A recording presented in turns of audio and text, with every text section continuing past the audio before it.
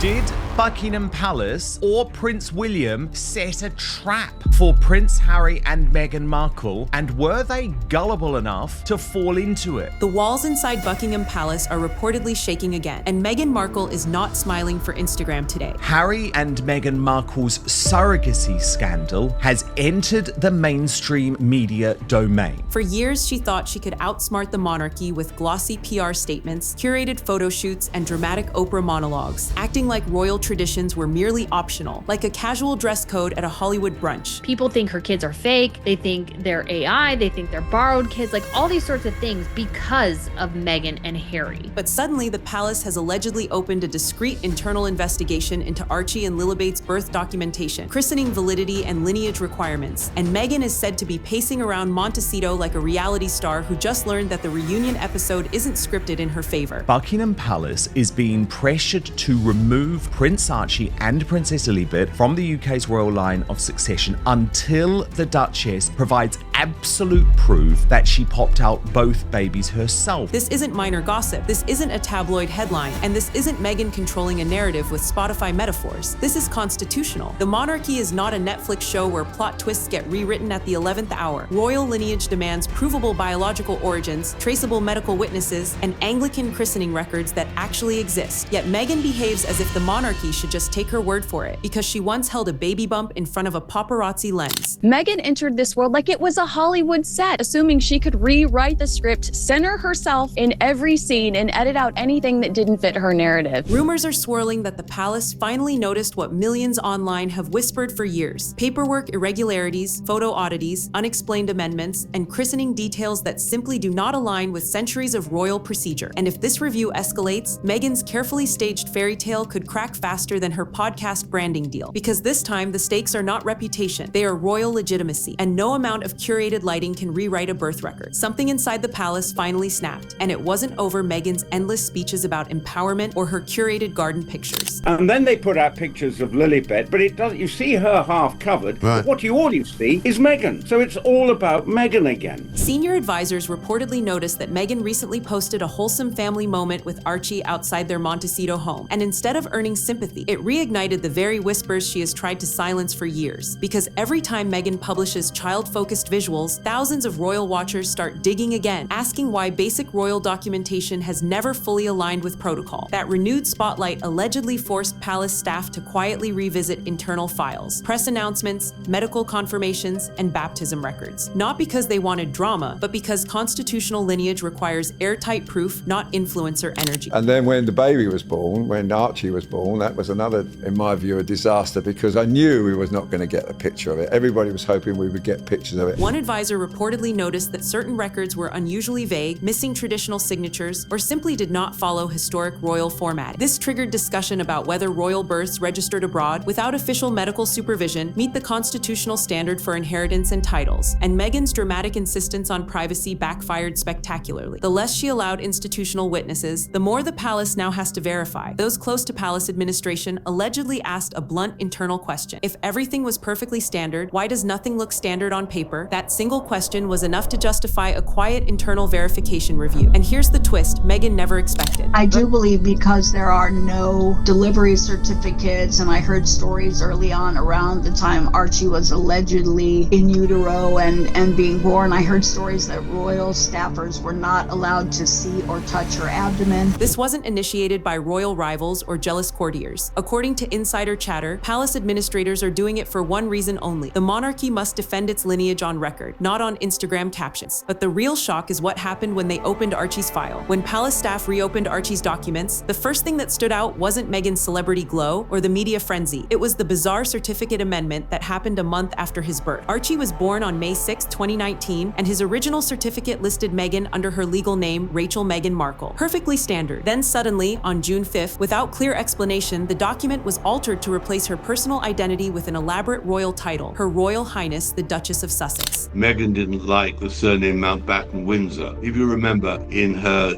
first lifestyle series with Meghan with Them Forever, she says to Carling that her surname isn't Markle but Sussex.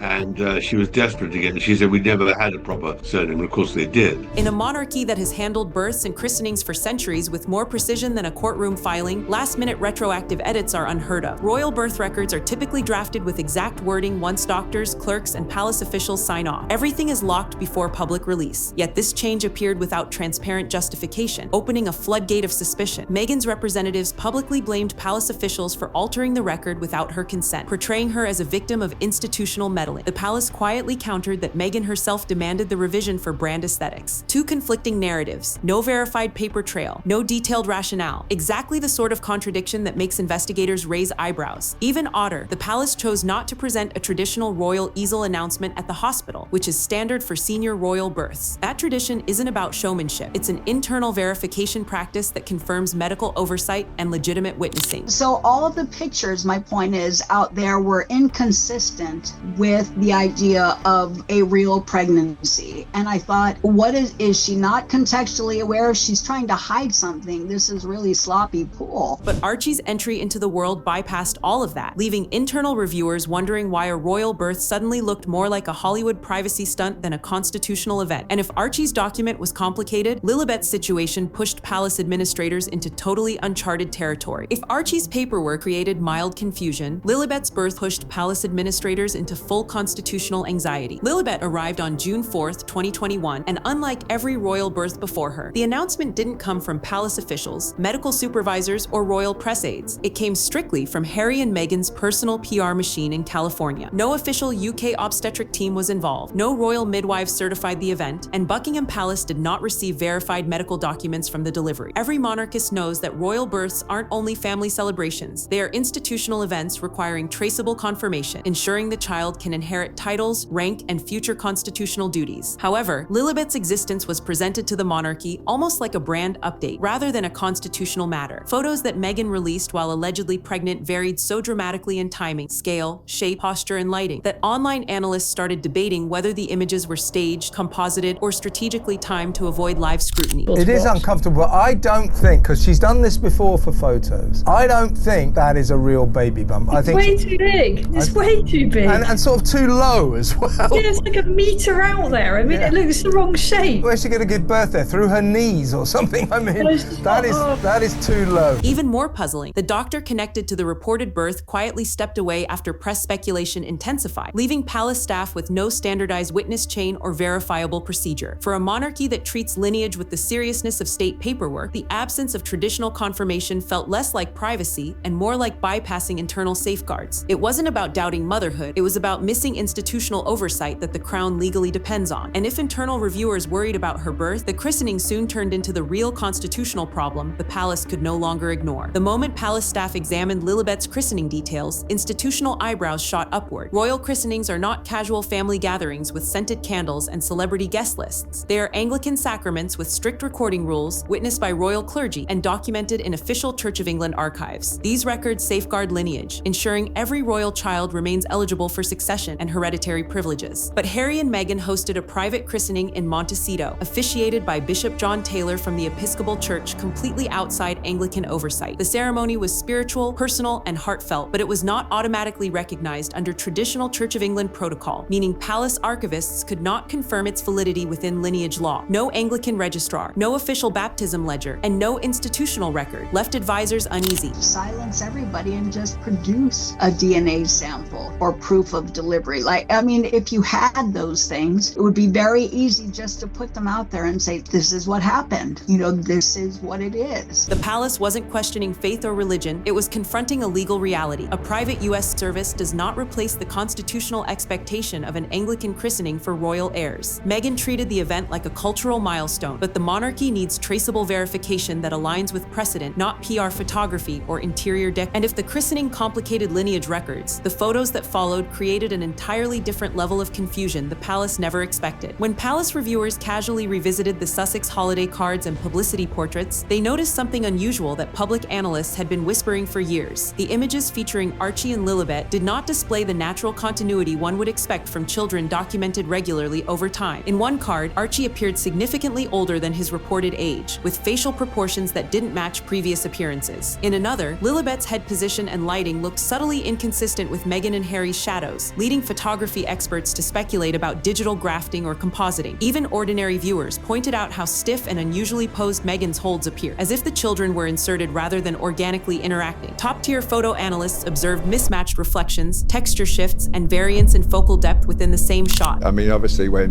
William was born and Harry was born and George and Charlotte and Louis, we got great pictures outside the hospital. I remember, and William and Catherine especially, they made such an effort to show the whole world their new baby. Visual artifacts typically associated with artificial composition rather than in-camera captures. None of this proved wrongdoing, but it intensified palace discomfort because royal family portraits historically function as unedited lineage documentation. In the monarchy, photographs aren't simply sentimental family keepsakes. They are archival markers supporting identity, legitimacy, and public record. If the palace could not confirm visual authenticity with certainty, it only increased pressure to ensure that every other document was indisputably verifiable. Inside Buckingham Palace, the concern isn't gossip about Meghan's personality, parenting style, or publicity instincts. The anxiety is far more serious and deeply institutional. The monarchy cannot allow uncertainty around lineage because succession is a legal and constitutional structure, not a sentimental fairy tale. If a royal child's birth is not officially verified through proper medical oversight, if christening records are not formally Anglican, and if documentation remains incomplete or unconventional, the palace risks a situation where titles, hereditary claims, and succession rights could later be challenged in court. The monarchy has survived divorces, scandals, financial leaks, and decades of public criticism, but it has never survived ambiguous lineage. Succession law demands clarity because every future constitutional responsibility hinges on it. The crown cannot gamble on verbal claims, media announcements, or PR interpretations, even if they come from a senior royal couple. In this case, about whether you think the birth was real, whether you think there was a surrogate, whether you think Meghan was wearing a moon bump, the fact is Harry and Meghan lied. Buckingham Palace lied on their behalf. There was a complete cover-up over the birth of Prince Archie. Reviewers quietly noted that if these matters remain unresolved for years, any political or legal challenge would embarrass the institution globally. So palace officials would rather verify discreetly now than face a constitutional meltdown later. And that is precisely why the internal review became unavoidable, because ignoring uncertainty today could lead to unprecedented consequences tomorrow. For Meghan, this internal review isn't just a bureaucratic inconvenience. It strikes at the core of everything she and Harry built after leaving the monarchy. Their commercial empire rests on the perception that they are not just celebrities, but royal parents whose children naturally belong to Britain's historic line of succession. If internal scrutiny ever concludes that birth documentation or christening standards failed to meet constitutional requirements, palace officials could restrict title privileges or limit future recognition until verification is secured. That possibility threatens more than royal aesthetics. It jeopardizes business leverage. Without unquestioned lineage, every streaming deal, Netflix storyline, memoir reference, and speaking engagement loses mystique. Hollywood paid them premium attention because their children were perceived as modern royal heirs, born into history and wrapped in constitutional narrative. But if that heritage is considered incomplete on paper, corporate enthusiasm cools. Investors prefer stability, not ambiguity. And if palace administrators ever recommend freezing hereditary status until clarity is achieved, Meghan faces a harsh reality. She cannot control outcomes through PR charm or emotional interviews. And it's one of the saddest things of all, Matt, of course, is that the children don't get to see their grandfather. That's really so awful because they're not getting to meet their cousins and to know their cousins. Such a shame for them. Lineage is legal, unemotional, and decided by institutions that predate Hollywood by centuries. In private, that possibility is exactly what she fears more than public criticism. Every major contract Harry and Meghan signed after leaving the monarchy didn't rely on their acting careers, podcast potential, or public speaking talent. It relied on their royal positioning. The allure was never that they were famous. Hollywood has millions of famous faces. The selling point was that they were tied to the House of Windsor, raising children who were perceived as part of a living constitutional dynasty. That royalty-driven mystique turned mundane content into global headlines and turned personal storytelling into lucrative deals. But if the palace confirms gaps, irregularities, or unresolved verification relating to lineage, every entertainment executive suddenly faces risk. Why invest in a narrative tied to heritage if that heritage could later be questioned or legally limited? Streaming platforms hate instability, and publishers recoil from controversies that could undermine historical credibility. Without guaranteed royal status, the Sussex brand becomes less of a dynasty and more of a celebrity couple with VIP lighting and expensive landscaping. The prestige evaporates, the bargaining power shrinks, and the emotional persuasion Meghan once relied on loses potency. Hollywood doesn't cancel politely, it simply stops offering 8-figure contracts. And inside palace walls,